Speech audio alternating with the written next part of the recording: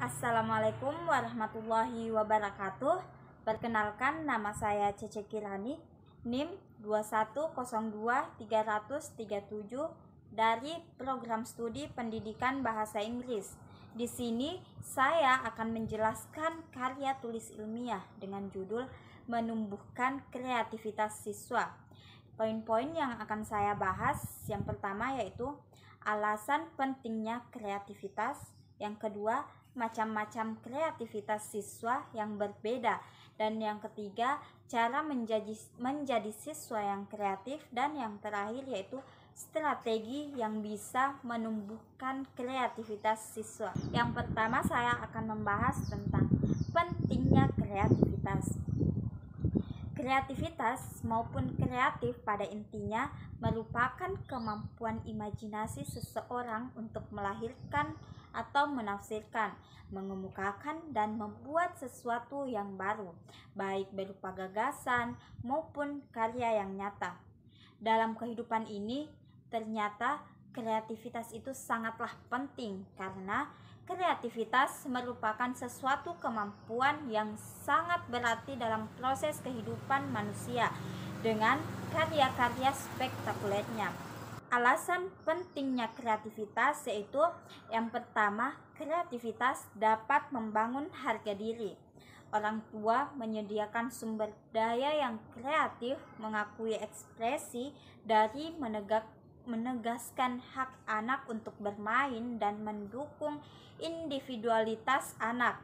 Tentu saja seimbang dengan kebutuhannya untuk menyesuaikan diri dan sesuai dengan norma keluarga serta kelompok.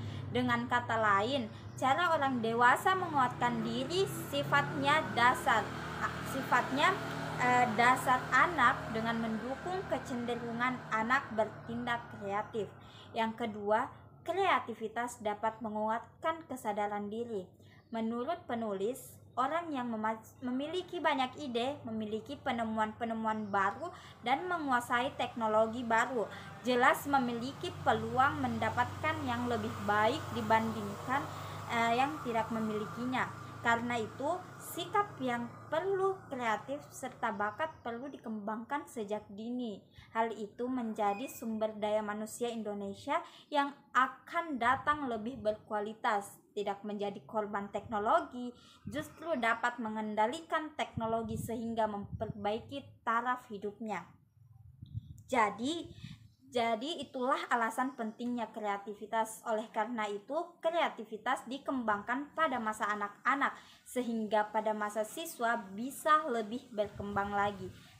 Yang kedua, saya akan membahas tentang siswa kreatif dengan kreativitas yang berbeda.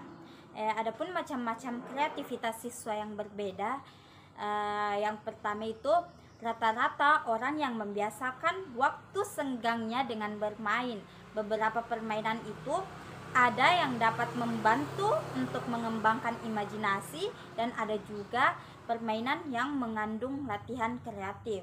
Itu pun banyak ditentukan bagaimana kita memainkannya, seperti bermain catur, tebak-tebakan, teka-teki.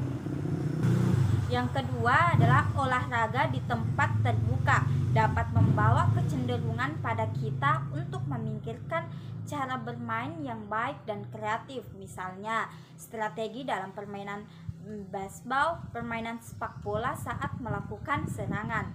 Yang ketiga, dunia seni juga memberikan peluang besar untuk mengembangkan kreativitas, tidak hanya pada kerajinan tangan saja, melainkan dalam seni musik dan lainnya. Yang keempat, siswa yang kreatif dalam masalah ekonomi, yakni siswa yang dapat mengatur keuangan dan pandai memprioritaskan kebutuhannya dibandingkan keinginannya. Yang kelima, siswa yang kreatif dalam mengatur waktu, yakni siswa yang kreatif dalam membagi waktunya. Yang keenam, siswa yang kreatif dalam imajinasi, yakni siswa yang kreatif dalam ide-ide kecemerlangannya, misalnya ide-ide untuk memecahkan sebuah masalah dan menggunakan idenya dalam membuat karya ilmiah.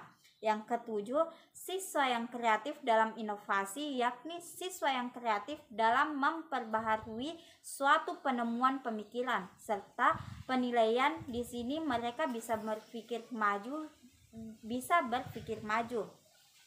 Adapun cara menjadi siswa yang kreatif. Cara menjadi siswa yang kreatif yaitu mempersiapkan dengan membuat beberapa perencanaan ke depan, mempunyai kemauan yang kuat dan yakin kalau kita bisa menjadi kreatif. Yang kedua, setelah mempersiapkan beberapa rencana ke depan, kita mencoba untuk melaksanakan perencanaan tersebut dengan rileks. Yang ketiga, dalam menggali kreativitas adalah dengan belajar dari kesalahan. Jangan pernah terpuruk dalam suatu kegagalan. Yang keempat, melakukan sesuatu yang berbeda. Berkomunikasi dengan banyak orang, banyak membaca, dan menyediakan waktu untuk diri sendiri. Poin terakhir yang akan saya bahas yaitu strategi yang bisa menumbuhkan kreativitas siswa. Langkah-langkah dalam menuju kreativitas, ada beberapa strategi untuk menumbuhkan kreativitas, yaitu yang pertama, mengetahui apa yang membuat kita semangat, yakni kita bisa mencapainya dengan menciptakan misi, pedoman, atau hal-hal penting lainnya. Yang kedua, menemukan ide. Caranya kita bisa membuat catatan ide tersebut di buku catatan atau di tempat-tempat tertentu yang kita selalu ingat. Dan kuncinya adalah konsisten dan variasi. Yang ketiga, memimpikan pikiran. Menulis apa saja yang ada di pikiran kita, membuat daftar dari hasil pembicaraan, dan mengembangkan ide-ide baru.